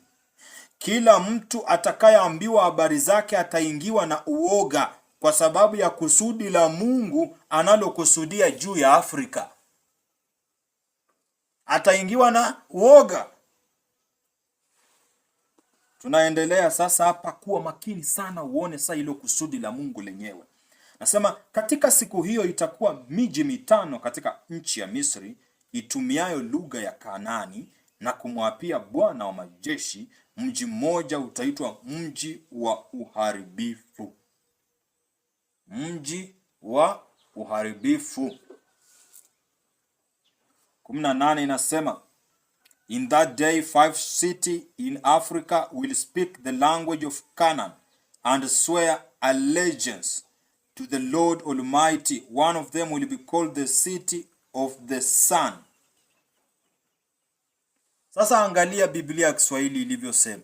Angalia Kizungu ilivyosema. Kizungu imesema it will be called the city of sun. Jua. Na hapa inasema utaitwa mji wa uharibifu. Unaona zinavyoongoza vibaya? Kwa sababu kama imesema mji wa uharibifu na hapa imesema the city of sun. Sasa the correct one is the city of sun. Sio uharibifu. Jua ni uharibifu. Ndio maana Biblia unahitaji Roho Mtakatifu. The city of sun. Sun is the beginning of light. Si ndio? Sasa we have 5 cities in Africa.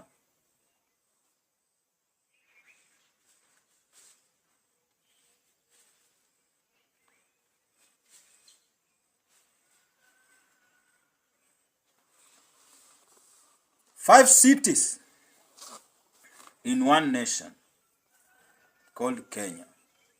In these 5 cities, one city will be called the City of Sun. The City of Sun. Mungu atukuzwe. That is the first interpretation of that scripture. The City of Sun. What is sun? Sun is the beginning of light. Sindio? Everything takes light from the sun. Everything imitates sun. Which means Kenya is now that sun. The city of Nairobi is now that sun. That's why the president wanted to build an altar in the State House that can carry 8,000 people. That is the plan of God. Watu walikataa na kupinga. Hayo ni mapenzi ya Mungu. Kenya, State House kutakuwa na kanisa kubwa sana. The altar of the true God. And if, fikiria tuwe mwenyewe, kama kanisa hilo linajengwa, maana yake ni nini? Imefika. Ndio maana watu walikuja mitandaoni wanaongea lazima litajengwa. Kwa sababu that is the city of sun. Sun inamaanisha Kenya inakuja kukua maajabu. Maajabu haya ni gani? Ndio maana Kenya waliandamana, Tanzania wakafuata wakaandamana, Uganda wakaandamana, nchi zikaandamana, hivyo ndio kutakuwa. Kenya serikali hii itavunjwa na Mungu. Mungu ataumba serikali mpya. Tanzania hiyo serikali inavunjwa pia. Hii inavunjwa, hiyo inaanza kuvunjwa. Mungu anaumba serikali mpya na viongozi, mambo ya kura inatoka. God will use something we call theocracy, not democracy. Democracy belongs to the devil. Mungu atatumia theocracy. Na hiyo theocracy itatokea Kenya. Kuna kiongozi atainuka, atokaye kwa Mungu. Atatawala zaidi ya 20 years. Hatutakuwa na voting system. Itafutwa. Tanzania itafutwa. Na kuna kiongozi atainuka aliyetoka kwa Mungu, mwenye haki, mwenye kulipa kisasi. Na huyo kiongozi atakuwa ni Mungu mwenyewe, aliyejificha katika nafsi ya mwanadamu. Ndio maana umesikia the one of them will be called the city of the sun. Ndio maana Kenya tuko na 5 capital cities. Sini 5 as the Bible prophesies. We have 5 capital cities. One of them will be called the city of sun. That is Nairobi. That's why the main altar is going to be built at State House that can accommodate the international leaders hapo wa Afrika nzima. Mungu anakwenda kufanya mambo ambayo ninyi hamkuyajua, lakini Isaya aliyatabiri. Sio kwamba mimi nayatabiri sasa, na waelezeeni tu. Kwa hiyo kama uamini, enda umuuliza Isaya, si mimi. Enda uuliza Isaya kwa nini uliprophesy. Isaiah must be the true prophet. Hata kama uamini ya kwamba mimi ni mwana wa Adamu, lakini Isaya unamwamini. Yeye ndiye amesema 5 of them will be, one of those 5 cities will be called the city of the sun. Amesema the city of the sun. Yani the beginning. Jua ni mwanzo wa mwangaza duniani. Si ndio? Si jua likitokea east, mnaona linaanza kumulika dunia inakuwa nyeupe. Hivyo ndo maana yake Kenya kuanzia Nairobi utakatifu utamulika dunia nzima, inaanza kuwa nyeupe.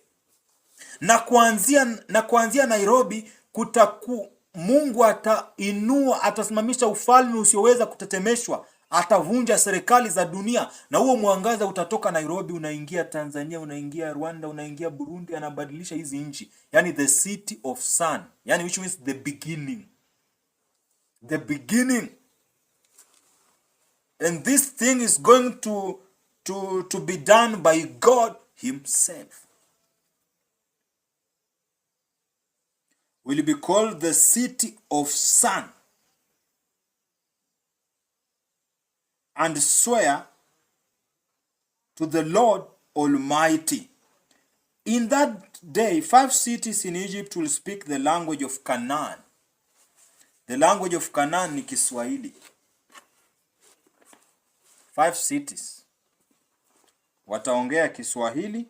The language of Canaan inamaanisha ni sio kwamba ni Kikanani, ni lugha ya mataifa. Wakanani walikuwa mataifa. City 5 zitaongea lugha ya mataifa, hiyo ni Kiswahili. And moja itaitwa the city of sun, the beginning. The beginning. Hallelujah. The beginning. Yani kutakuwa na mwanzo na nchi zingine zinafuata. Watu wengine wanafuata hiyo nuru, inaanza kuangazia Kenya, inamulika dunia, inamulika Afrika nzima. Lakini hii nuru ikianza Kenya, kitu cha pili ni Tanzania. Narudia tena, Tanzania. Inamulika hivyo ikiisanya dunia. Huu ndo unaitwa uamsho wa siku za mwisho, the end time revival, and then the rapture will happen.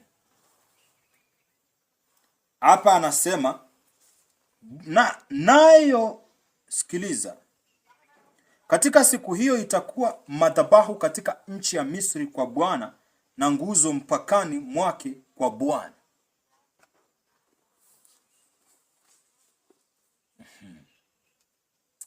Mungu ni mkuu sana.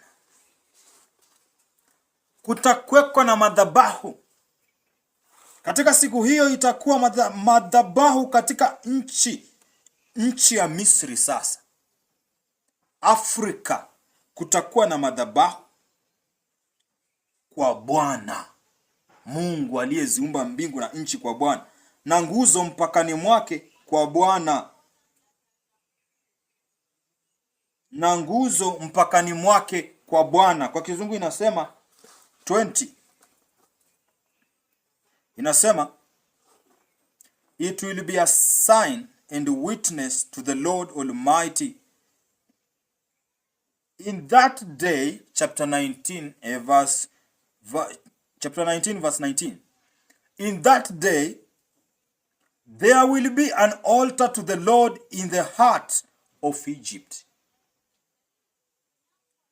In that day there will be an altar to the Lord in the heart of Egypt. In the heart of Egypt. What is heart? Heart means the center, sindio, of Egypt. What is Egypt? Africa. Now, the Bible says, in that day, there will be an altar to the Lord in the heart of Africa. In the heart of Africa.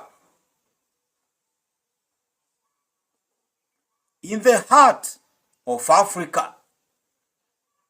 In that day, there will be an altar to the Lord in the heart of Africa. Heart means the center. If heart means the center, then what is the center of Africa? We can use equator. Sindio? Tunaweza tumia equator. Equator line cuts the center of Africa. Okay. Sasa equator cuts the center of Africa. What does it mean? Equator inapita Nairobi. Sasa kama nchi hizi zote katikati ya Afrika tutajua ni wapi? Kwa sababu kuna nchi nyingi ambazo equator inapita hapa, inapita Kenya, inapita Nairobi. Na inapita nchi zingine. Tutajua ni nchi gani? We don't want guessing. Tunarudi hiyo 18 inatuambia, woe to the land of wearing wings along the rivers of Cush. Ole wa nchi ya uvumi wa mabawa iliyoko karibu na Ethiopia. Kwa hiyo center, the heart, Mungu atakuwa na madhabahu katikati ya Afrika. Ni wapi? Anatuambia ole wa nchi ya uvumi wa mabawa iliyo karibu na Ethiopia. Kwa hiyo madhabahu ya Mungu itakuwa kwenye nchi iliyo karibu na Ethiopia ya mabawa. Ndio maana an altar to the Lord will be in the heart of Africa. Woe to the land near Ethiopia that has wearing wings. That means the land of Kenya. There's gonna be an altar there. What is an altar? First is a physical altar. A great church. But the main altar is the heart. The heart iko ndani ya mtu, ni mtu. Mwanadamu ndo the main altar. Maandiko yanasema Mungu atakuwa, madhabahu ni wapi? Si ni pale anapokaa Mungu. Kwa hiyo Mungu atakaa katikati ya Afrika, kwenye nchi iliyo karibu na Ethiopia. Lakini sasa Mungu atakaa hapo, ndipo Mungu atakapozaliwa na kuinuka. Ndio maana anasema madhabahu, an altar to the Lord will be at the heart of Africa. Nimekuambia tumetumia equator tukapata. Isaiah akatuambia tena hiyo nchi iko karibu na Ethiopia. An altar, na maanisha an altar is the Messiah will be at the heart of Africa, will come at the heart of Africa. Ndio maana itaitwa sun. Na pia madhabahu, it is just a physical altar. Kutakuwa na altar kubwa sana. Ndio maana the president wanted to build an 8,000 capacity mega church. Hiyo lazima itakuwa build. Lazima itakuwa build. Na maybe inakuwa build. Ni lazima kwa sababu it is in the plans of God. Lazima itakuwa build yenye itakuwa ina carry all the presidents of Africa. Na sasa hapo ni kwa sababu it is the will of God to bring redemption to Africa. Mungu anakuja kuokoa Afrika nzima. Lakini sasa hiyo lazima itakuwa tena State House at the center. One of those cities will be called the City of Sun, Nairobi. Yani mji wa mwangaza, the City of Light. Sun is light. The City of Light. The City of Beginning. The City of Nourishment, spiritual nourishment and purity. Nairobi. The main altar of the holiness religion will be at State House. Na pia nasema na kutakuweko na nguzo. Ngoja kwanza nisome hii ya Kiswahili sasa. Inasema na katika siku hiyo itakuweko madhabahu katika nchi ya Misri kwa Bwana, na nguzo mipakani mwake kwa Bwana. Nguzo inamaanisha sio tu Nairobi, Dar es Salaam kutakuwa na hekalu kubwa. Pia kwenye State House ya Tanzania kutakuwa na great altar there, kama tu ya Kenya. Hiyo ndio maana na kutakuwa na nguzo zake mipakani. Nguzo ni support. Nguzo si ni support. Support is used for hizo main altar or mega churches zitakuwa for the anchorage purpose. Yani hii ya Nairobi main altar, lakini huku kutakuwa na nguzo. Uganda pia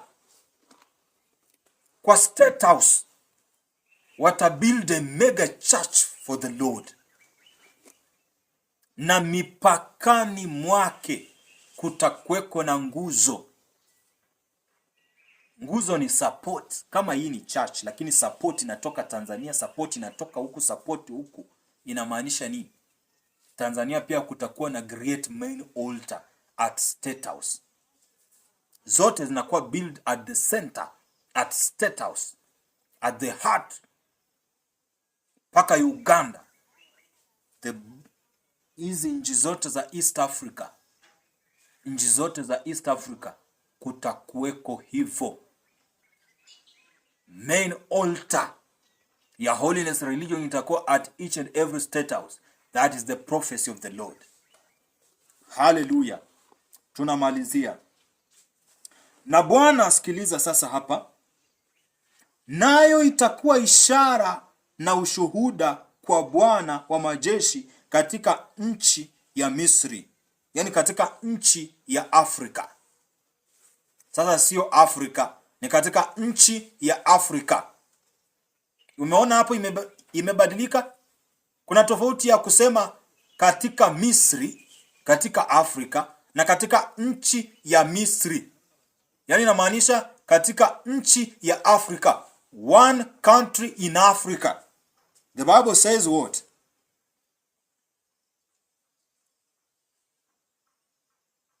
Ndio maana hapa nimewaambia hiyo altar itakuwa Nairobi, Kenya. Imesema katika nchi ya Afrika.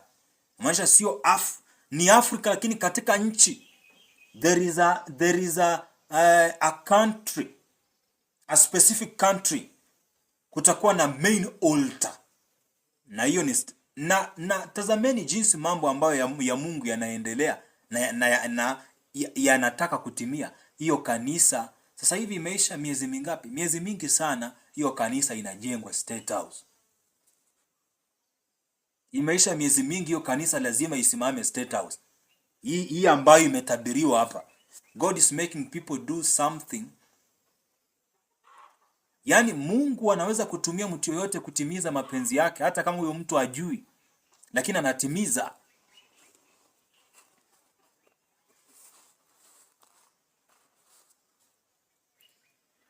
Sikiliza, nasema nayo itakuwa ishara na ushuhuda kwa Bwana wa majeshi kwa nchi ya Misri, kwa maana watamlilia Bwana kwa sababu ya watu wawaoneao, naye atawapelekea Mwokozi mwenye kuwatetea, naye atawaokoa. Umesikia?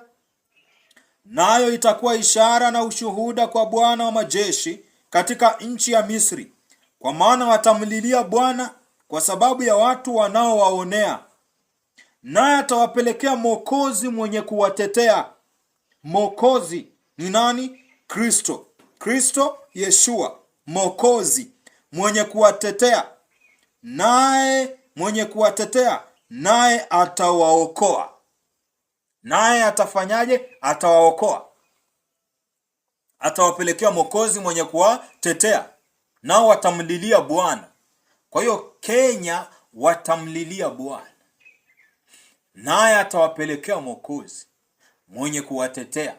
Akisha watetea, sasa hiyo nuru pia hizi nchi zingine zitaanza kumlilia Bwana, akituma huko Mwokozi. Yani this is the emerging of the Savior, emerging of the Christ, emerging of the Lord, emerging of God in flesh. Mwenye kuwatetea naye atawaokoa. Kuna Mwokozi na tayari ameshapelekwa. Ni wakati tu ambao atatambulishwa sasa kwa nchi nzima, mwenye kuwatetea. Mwenye kuwatetea naye atawaokoa. Naam, haya sikiliza kimakini. Na Bwana atajulikana na Misri. Misri ni Afrika. Na Bwana atajulikana na Waafrika. Amen. Atajulikana na Waafrika. Na Waafrika watamjua Bwana katika siku hiyo. Naam, watamtumikia kwa dhabihu, matoleo, nao watamwekea Bwana nadhiri na kuzitekeleza. Naye Bwana atapiga Misri. Asikiliza kwanza, naenda haraka. Bwana katika siku, naye Bwana atajulikana na Misri na Waafrika, na Waafrika watamjua Bwana katika siku hiyo. Naam, watamtumikia kwa dhabihu. Dhabihu ni moyo na toba na msamaha wa dhambi, sadaka ya rehema, matoleo, nao watamwekea Bwana nadhiri na kuzitekeleza. Watamtumikia Bwana kwa dhabihu. Dhabihu, moyo wangu uwe dhabihu iliyo hai. Dhabihu ni moyo. Dhabihu has no price. Yani thamani ya dhabihu haiwezi kapimwa. Dhabihu ni rehema. Rehema za Mungu ni moyo. Kwa hiyo watamtumikia kwa moyo uliotubu na kujaza Roho Mtakatifu. 1. Na kwa matoleo watamtolea zaka na fungu la 10 na kisha nao watamwekea Bwana nadhiri na kuzitekeleza. Yaani watafata masharti ya neno la Mungu. Haya, naye Bwana atapiga Misri, akipiga na kuponya. Nao wakirudi kwa Bwana, atakubali maombi yao na kuwaponya. Bwana atapiga Afrika.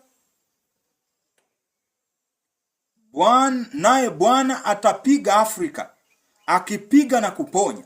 Nao wakirudi kwa Bwana, atakubali maombi yao na kuwaponya. Bwana ataipiga Afrika, akipiga na kuponya. Mungu atatupiga.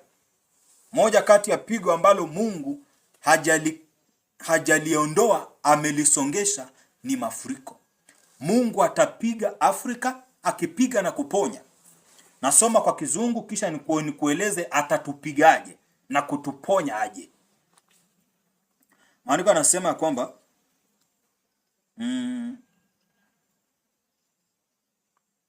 it will be a sign and witness. A sign and witness. This is a witness who will be sent in form of a savior. Utaona the book of Revelation chapter 11 says these are the two witnesses. It will be a witness and a sign. Hallelujah. A sign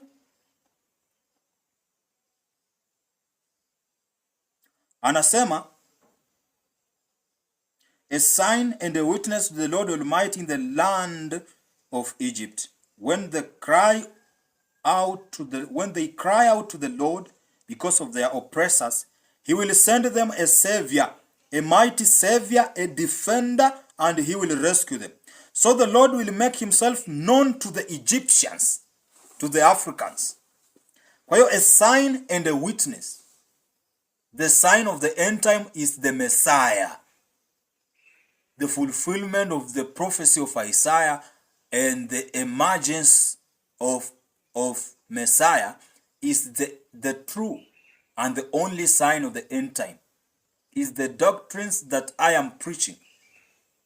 The kingdom, gospel, holiness, and repentance is the true sign of the end time. Maandiko nasema, they will cry out to the Lord because of oppressors. Kenya have cried out to the Lord. A land in Egypt, a land in Africa, they will cry out to the Lord, and the Lord will send them a savior, a defender, Habinga. This is the Habinga. A savior and a defender, and he will rescue them. So the Lord will make himself known to Africans. The Lord will make himself known to Africans, and in that day, they will acknowledge the Lord. The Lord will make himself known to Africans, and in that day, they will acknowledge him. They will accept him. I pity with those people who argue with me. They will accept him. The Lord will make himself known to Africans, and they will acknowledge him. How will they acknowledge him? Isaiah 49. Maandiko yanasema, watasema wewe ndiwe Bwana. Watu warefu laini watakuja na kusujudu mbele zako. Wafalme na binti za wafalme watalamba mavumbi ya miguu yako. Watasema wewe ndiwe Bwana, ujifichaye nafsi yako. Wewe ndiwe Mungu, ujifichaye nafsi yako. They will acknowledge him. Anasema, they will worship with sacrifices and grain offerings. They will make vows to the Lord and keep. The Lord will strike Egypt with plagues.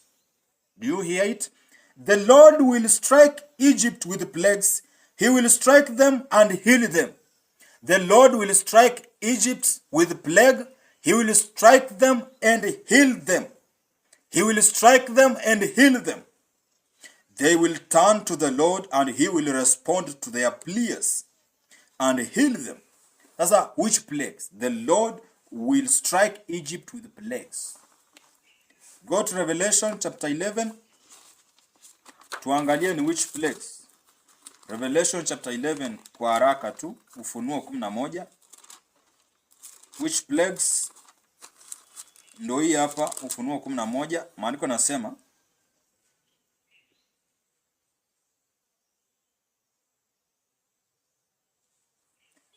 plagues ndio hizi hapa. Revelation chapter 11 verse 6.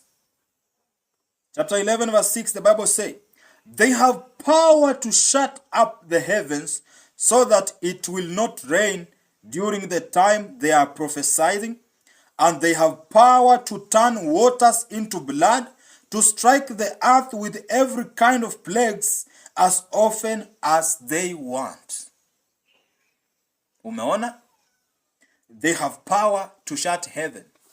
Na umesikia hapo 19 ikituambia the oceans and the rivers will dry up.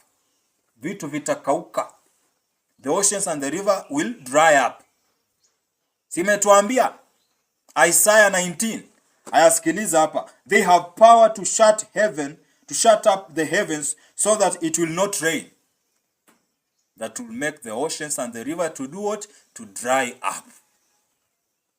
So unaona vitabu hivi vina link to dry up. During the time they are prophesying. And they have power to turn the waters into blood and to strike the earth with every kind of plagues as often as they want. Every kind of plague. Hebu sikia hapa. So the Lord Yeshua will make himself known to the Egyptians, to the Africans, and in that day they will acknowledge him. The Lord will strike Africa with plagues. Na umesikia hapo plagues. They shut heaven, they turn water into blood, and they strike earth with every kind of plague as often as they want. Alafu hapa wanasema the Lord will strike Africa with plagues. He will strike them and heal them. Atakuwa anawaambia Tanzania, repent, or I turn water into blood. And truly, indeed, he turns water into blood. And he say, I am turning water into blood for 1 year. Or let us say for 1 month. You will not drink. Unless you repent. He turns to Uganda and say, Ugandans, if Museveni will not leave the throne, then I shut heavens. You will not see rain. When people start dying of hunger, Museveni will step down and he will appoint another leader from God, and he will destroy all the governments and create a new government system. He say, Tanzania, Kenya, repent, or I will shut heavens. I will turn water into blood, like how Moses did in Egypt. The way Moses performed those miracles in Egypt is the character of the end-time Messiah. He will also be performing such. You say, Kenya, if you don't repent, there is a disease coming. Unless you repent, or else I will not command that disease to leave the land. You say, Kenya, repent, or I turn water into blood. And indeed, he turns water into blood.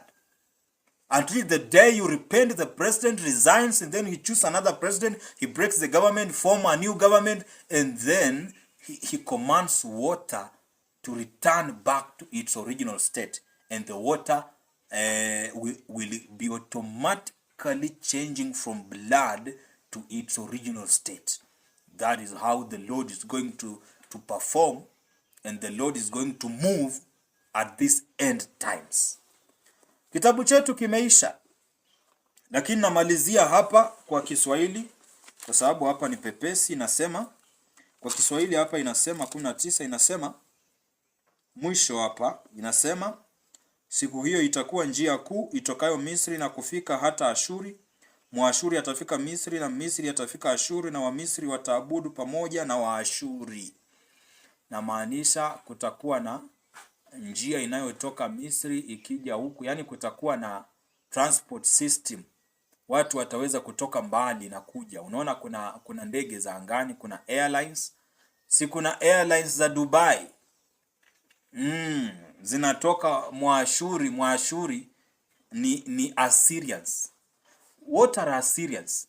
This is the ancient kingdom that was found in Iraq, which means Assyrians are Arabs. Kwa hiyo kutakuwa na airlines, yani Waarabu watapanda ndege na kusafiri kutoka Uarabuni mpaka huku ili kukuja kumwabudu Mungu mmoja wa kweli. Ndio maana Mwashuri wataabudu pamoja na Misri. Maana yake ni kwamba uamsho huu na uokovu unawajilia wa Afrika kwanza. Ukitoka kwa Afrika unawalenga Waarabu. Baada ya Waarabu alafu wazungu sasa. Wazungu ndo sasa Israel. Anasema katika siku hiyo wabarikiwe. Kwa kuwa Bwana wa majeshi amewabariki akisema, wabarikiwe watu wangu Misri, wewe Ashuru kazi ya mikono yangu, na wewe Israeli urithi wangu. Yani kwa kuwa Bwana majeshi amewabariki akisema, wabarikiwe watu wangu wa Afrika, na wewe Mwarabu na kazi ya mikono yangu. Wewe Mwarabu kazi ya mikono yangu, na wewe Israeli urithi wangu. Yani wewe mzungu urithi wangu. Kwa hiyo kuna makundi matatu: Mwafrika, Mwarabu na mzungu. Lakini wana Mungu anavyowapenda Waarabu. Anasema ubarikiwe wewe Mwashuri kazi ya mikono yangu. Ubarikiwe wewe Mwarabu kazi ya mikono yangu. Anajivunia sana. Maana Waarabu watakuwa na imani kubwa kuliko Waafrika na wazungu. Waarabu watakuwa na imani kubwa ya Mungu kuliko Waafrika na wazungu. Kwa maana shetani aliwateka Waarabu. Mwarabu ni mtu aliyeumbwa na imani tu. Aliyeumbwa na imani tu, tangu kuumbwa kwake ana imani nzito kuliko chochote. Ndio maana anasema wabarikiwe Waashuru. Yaani wabarikiwe Waarabu kazi ya mikono yangu. Mwafrika amepewa msimamo. Mwafrika akikataa anaokoka. Mzungu amepewa upendo. Mzungu akimpenda Mungu anakufa kwa ajili ya Mungu tu, lakini hamwachi. Mzungu akimpenda Mungu, ndio maana manabii wa zamani akina Isaya wakimpenda Mungu hivi anakufa. Anakufa lakini hamwachi huyo Mungu. Akina Petro anawaambia nikate nisulubishe, kwa sababu ya upendo, anampenda Mungu. Mwafrika amepewa naye kufuata sheria. Mwafrika akasema natubu dhambi na kuokoka, hakika atafuata hizo sheria zote na kutubu na kuokoka. Ako na ile what we call persistence. Lakini Mwarabu naye ameumbwa na nguvu ya imani. Mwarabu ana nguvu kubwa ya imani. Mwarabu akiamini Yeshua ndiye Mungu, hatawahi kumwacha hata siku moja. Hiyo ndo wabarikiwe. Wabarikiwe kazi ya mikono yangu. Inamaanisha kuna kitu alichokiweka ndani yake anakivunia, ambayo ni nguvu ya imani. Waafrika nasema wabarikiwe, maana wao amebarikiwa aisikiaye sauti ya Bwana Mungu wake na kuitii. Yaani Mungu anasema wabarikiwe Waafrika. Kwa nini? Wametii sheria zake na kuisikia sauti yake na kuifuata. Lakini anasema abarikiwe Mwarabu kazi ya mikono yangu. Inamaanisha alimuumba na nguvu ya imani. Yaani abarikiwe kwa sababu hiyo nguvu ya imani ikitumika, Waarabu wote mbinguni. Wote mbinguni. Naye mzungu anasema abarikiwe urithi wangu. Urithi wangu ni upendo wangu. Abarikiwe upendo wangu. Maana mzungu akimpenda Mungu anakatwa kichwa, lakini hapo tuna Mungu. Asanteni sana, mpate kubarikiwa. Kitabu kimekuwa kizito, kimekuwa kikubwa, lakini kwa rehema za Mungu kimeisha. Namshukuru Mungu kwa sababu ya wakati huu. Kitabu kweli kimeisha. Atukuzwe Mungu aliyetuumba na lihimidiwe jina lake. Tutaendelea na unabii mwingine. Mpate kubarikiwa.